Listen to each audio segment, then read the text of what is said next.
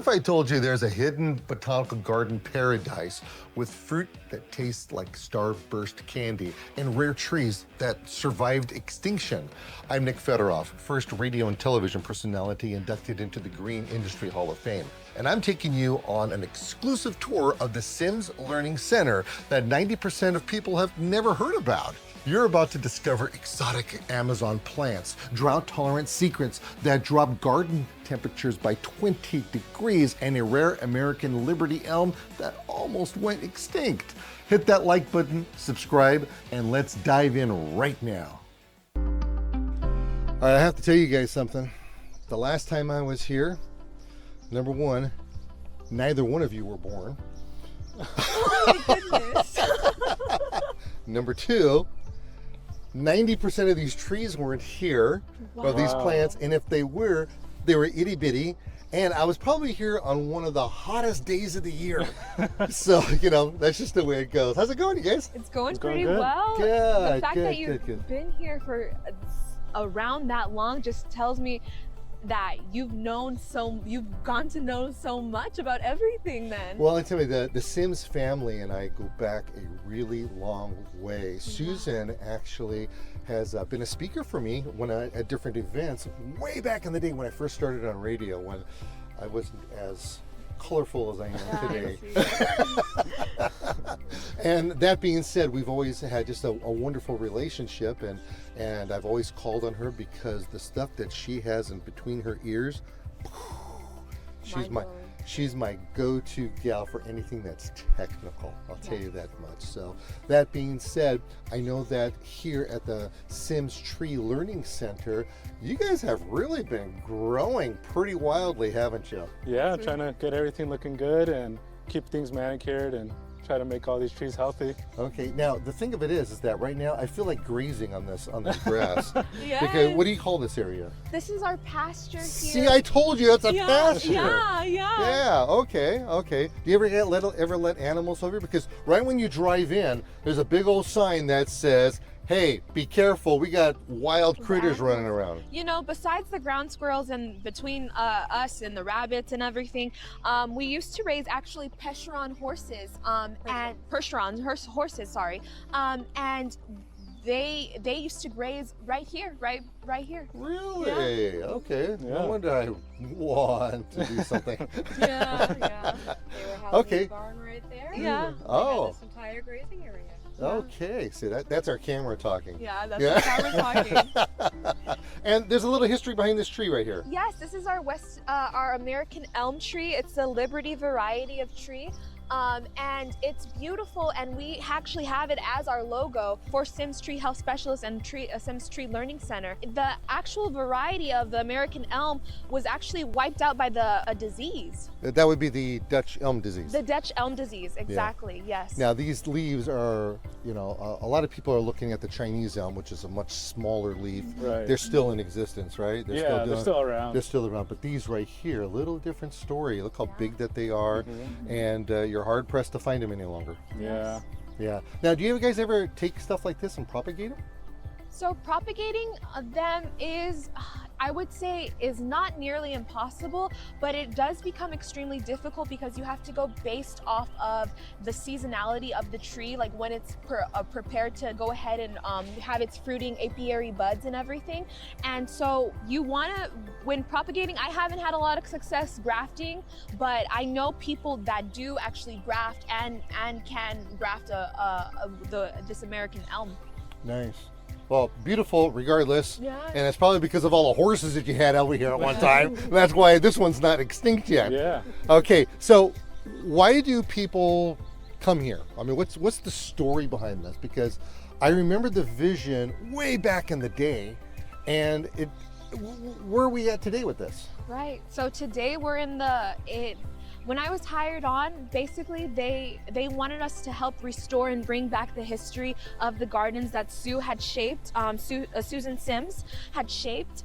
She had brought so much TLC to this garden. That's why we are the TLC, you know, this Tree Learning Center.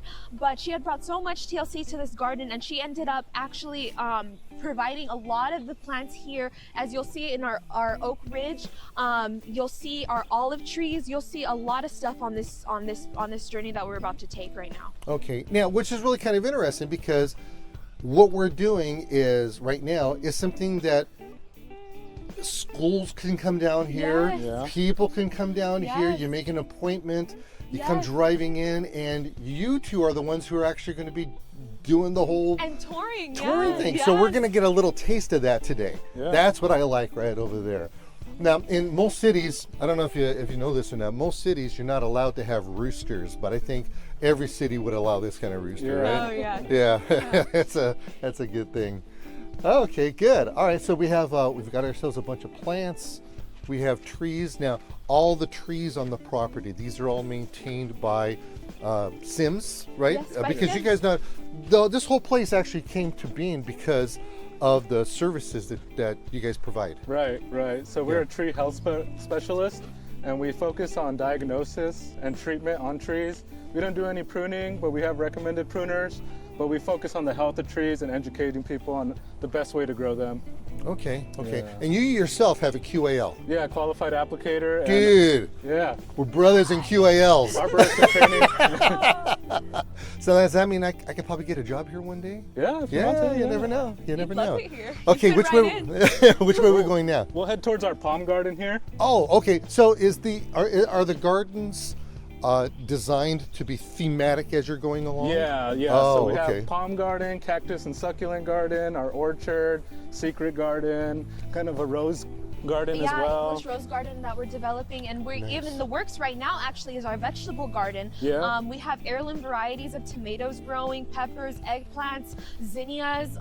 So just making it so that we can go ahead and provide now fruit and like food for the place we inhabit. This looks nothing like it was when I was here last. This is so well established and so well developed. I'm loving this. Absolutely loving this. Yeah, so here in our palm garden, we actually have 100 different varieties of palm trees. Nice. Yeah, and it's growing, so we keep planting and maintaining these to keep them healthy. So how do you get the plants in here in the first place, or how were they brought in here? Some were donations, the Palm Society, Cactus Society, different groups of gardening people that like to share the same ideas and give us some free plants and trees. And Okay. a lot of them were also bought and planted by our groundskeepers back in the days and us as well. Okay. Now, was there when Sue and Gary was putting this place together, was this something that they had a vision for? Did they put it on paper, or it's just like, you know what, let's put a plant here, let's put a plant there, or how did that work? Susan seemed to have everything planned out and kind of laid out for the gardens in her head, but she also likes to incorporate different types of plants and succulents, even though it doesn't kind of match the theme, but just to cover the ground and keep things more green and lush. Exactly. And for the record, I don't want to spill the beans on this one, but they make some awesome olive oil. Not here, someplace else. We'll get into that some other day. Maybe she'll let us go on the farm over there. You think so? Okay, so here we have these gardens. They're starting to get established. But they're not starting to get established. They are established. Yeah. They're established here. And I would imagine that in here, you guys have to break out the pruners, though, right?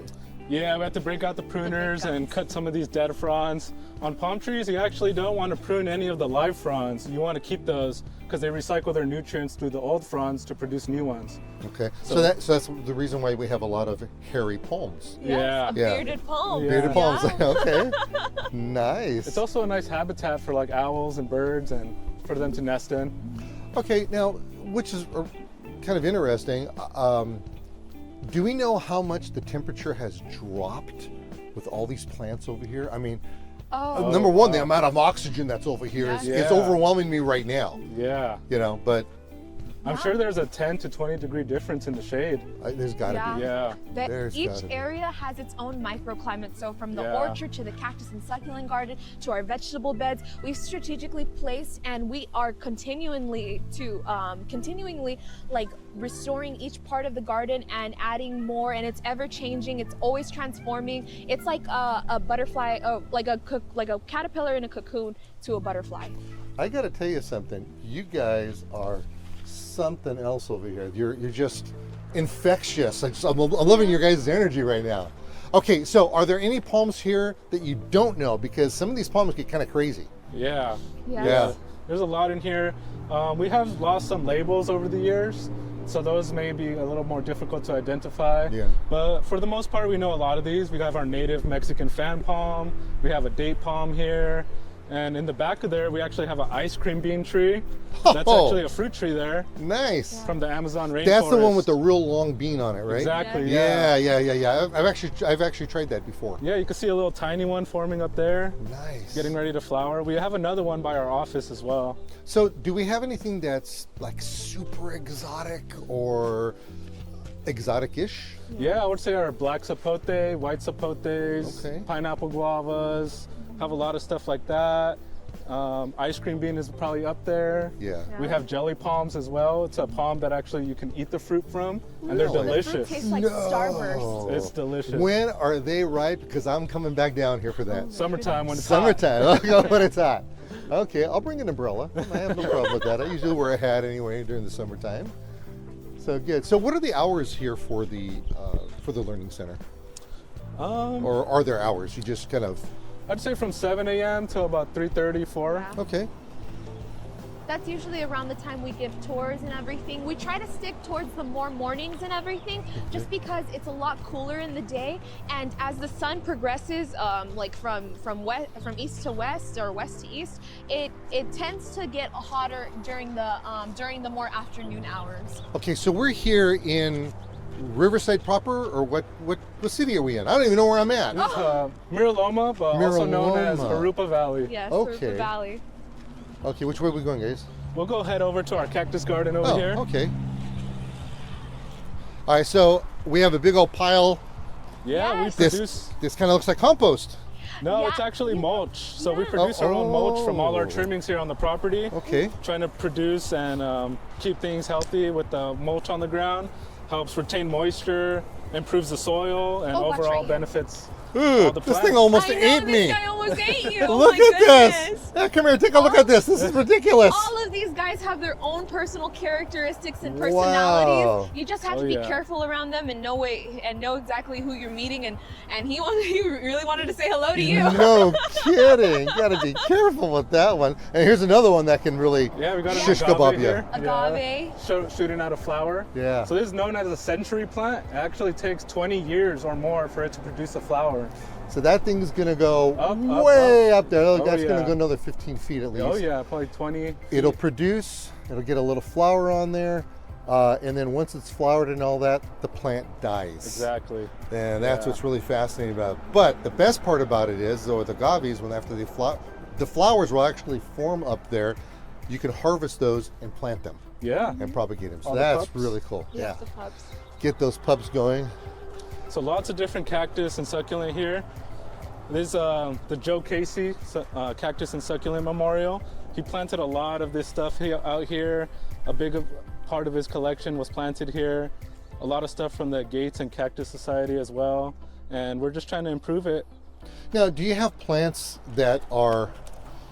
Oh, you said cactus and succulent. Yep. So Cactus that and it's not succulent. just cactus. No, Yes, no. not just cactus. Yeah, I could see that. We also have yuccas and also desert and drought-tolerant plants as well, Those like look our pretty. mesquite. Look how pretty this is. Oh yeah. That's gorgeous. Yeah. Okay, so we got Down. this giant mesquite. Yes, giant mesquite. This is our corkscrew mesquite. It actually has these really tightly wound screw bean shapes of these like seeds that it actually produces. And I don't see any on the ground right now, but it is quite a spectacular sight when you get to see it and everything coming down and draping around and just like hanging out, you know? Yeah, I like that. Look how tiny those leaves are. And this is actually a good example of a plant that can tolerate an extreme amount of heat, because typically the smaller the leaf, the hotter it can get. Yeah. Yeah, so that's really, really neat to know. So does this have a mesquite smell to it? Sort of, kind of. Sort of, kind of, yeah, a little bit. That's really nice. You have any euphorbias in here? Yeah, we have. Euphorbias? Yeah, we have a lot. Euphorbias. We got one over here. here. Right there? Right here. We even have a variegated variety as well. I don't know if we'll be able to see it on our tour, but we have even false seguro cactuses and an actual seguro cactus. Look at it. Sounds like they're here to the rescue for us. Man, oh man, always happening. But you know, that notwithstanding, I was lost when I was in here. I didn't even know that I was in the city. You know? Yeah. You know, so that's another really nice thing about something like this. You see that. Look how pretty that is. Oh, yeah. Just Gorgeous the silhouetted look. against all that. Yeah, that's probably Oh. my favorite cactus in the garden. Yeah. Yes. Yeah. Yeah, nice. Nice. Got some dasilerons, type of grass cactus. The Colomar cactus, it looks almost Lego shaped. It's such, like, there's so much architectural design within every single plant that we encounter. And this one's actually almost spineless as Yes, well. and it's almost spineless. Do you have any of those cacti? I don't know what they're called.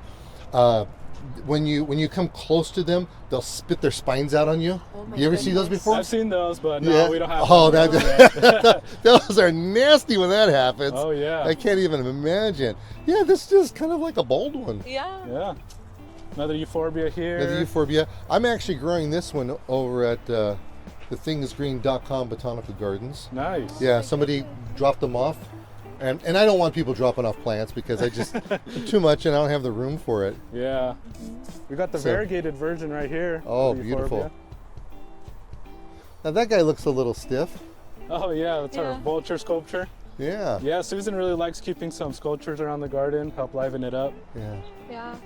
And this tree right here is a boom june tree, and it's something out of a Dr. Seuss book. Yeah, look at that. That is so bizarre looking. It is. Okay. It's Now it- actually endemic to Baja California. So having something like that here really tells a story that we really care about where endemic and native species and focusing on drought tolerant and water wise species of trees and shrubs. So we have branching that's just coming out of The main trunk. the Out of main trunk. Yeah. So there's no branching off of the branches. No. No. Wow. I have never seen this before. And look at the owies it's got on there. I know yeah. some really spiky guys. So something interesting over here, a lot of people might see this on their prickly pear cactus. They might think it's a disease, but it's actually a type of insect, and it's called cochineal scale. So if you get this stuff, the natives used to collect a bunch of it, and if you squeeze it, you get this red Oh, dye you're color. bleeding. No wonder we had the paramedics just drive by. Right. Yeah. They knew what you're up False alarm, to. guys. Okay, so is that going to sting you? No. This they used to use it as a dye. As a dye, as Yeah. a paint. It's very Even they li- even used to use it in ocean spray cranberry Yeah, juice. yeah. Isn't that they still even still do do. And that? it's an insect. Yep. And it's an insect. Wow. Yeah. An immobile insect. Yeah. Immobile, It's yes. an immobile insect. Look at that. So when you see something like that, we're not going to worry about it, right? No, we like to keep it around just to educate people on it. And as you can see there, it's producing some healthy pads down there. Oh, right down here. And you could actually cut those, take off the spines and eat them. Yeah, they're known as nopales. And they're highly favorited. They're delicious. They're almost like, I would describe them as like a second, like if you don't eat meat or anything like that, if you're vegetarian or vegan, those are the way to go because they taste very closely similar to like a meat replacement. But yeah, even the cochineal scale has a compound known as carmine in it, and the fact that it goes ahead and dyes your skin this red, like beautiful color, blood red color, is from that compound carmine. So how long is that going to stay in your fingers? It should wash Yeah, off. it washes off pretty easily. Does it? Oh, Yeah. okay. Yeah. But if you get on your clothes, it's a different Oh, story. yeah. after that. Different story. Kind of like pomegranates with the staining. Oh, Yeah. sure. Okay. 4 minutes. So we got some people who are kind of on a weary trail here. Yeah, some more statues. Yeah, that's nice. We're gonna walk over towards our conservatory area. Okay. But in the meantime, I can tell you about our barrel cactuses. These guys are crowned royalty, honestly, in all honesty. They actually have these, the way that they're shaped is so that they can go ahead and retain water. And they do it pretty well. So if you're lost in the desert, you Crack come across, open. crack one of those open. Crack open a cold Yeah. one. Yeah, good luck on that one, by the way. Yeah. You gotta have some pretty sharp knife to get into that. Yeah. Okay, so this is the conservatory area. Yes, this way over here, just around our Queensland Island, Australian It's a bottleneck tree. Yeah. And see, if you look at the bottom over here, I mean, it looks like a bottle. Yeah. Yeah. That's how fat it is, and then it gets skinny as you go up.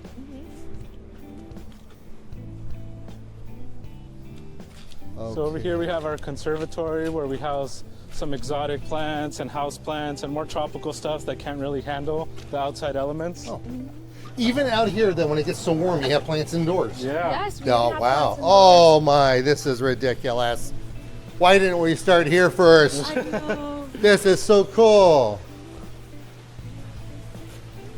So as you can see, you probably have heard of the very famous, very dramatic Swiss cheese plant. The reason why it has the holes within itself, within each of the leaves, is because it goes ahead and it dances around it dances with the wind and it glides and rides with the wind. So it's choreographed itself to go ahead and adapt to the wind climates and all the different breezes and humidity and everything like that. You'll even see our begonias here. They're lily pad shaped and they have these gorgeous flowers. We have our pothos here, and this is a house pothos. Sometimes people call it, sometimes people know it as one of like the most favorited house plants because of its clean air producing qualities. We have even baby teardrops here as a ground cover. They look like baby tears as well too. But yeah, we've allowed our trees, our plants here to grow extremely big and extremely lush just because they favor this environment so highly. Nice. You guys have probably seen the elephant ears. It's almost as big as my head. Well, way bigger than my head, obviously. That's almost big as you, period. Yeah, big as me, period, yeah. Yeah, and these are all in the philodendron family. Yes, Yep. all in the philodendron family. Yeah, it's amazing how many different flavors. You know, and like the Monstera plant, Yeah. you know, it's so famous over the last 5-6 years. Oh, yeah. Yes, Yeah, to the point to where it almost came into extinction because people were buying them so Yes. much. Right. So many different varieties. Thai constellation. They're absolutely gorgeous. When they get to full size, you should see them in in their native habitats. They get so huge. They Yeah. get incredibly huge. They look almost in like a Jurassic time period. So they're very beautiful. Well, I have to tell you guys, I'm really impressed to see how this whole place you have over here has really developed and become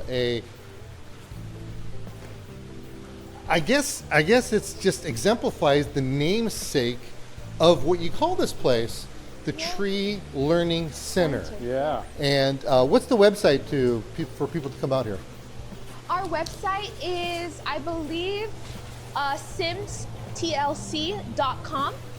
And yes, you can find out more about the tours that we offer, more about what's going on in the garden. We have a Mother's Day event coming up, and yeah, it's very exciting things happening here. Fantastic. Well, I appreciate the tour, you guys, and course. maybe we can come back. Yeah. I hope you like guys that come and visit idea. us Man, again. just look at that. It's just gorgeous. Yeah, anyone who wants to come by, feel free.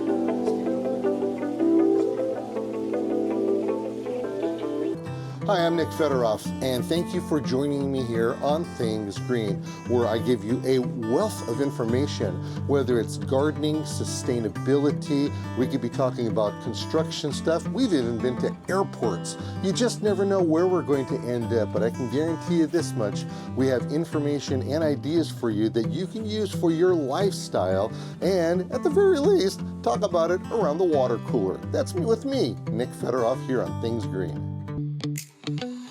I can't believe this episode of Things Green. joining us. And don't forget to tell your friends you watched. Keep your hands in the dirt and green side up.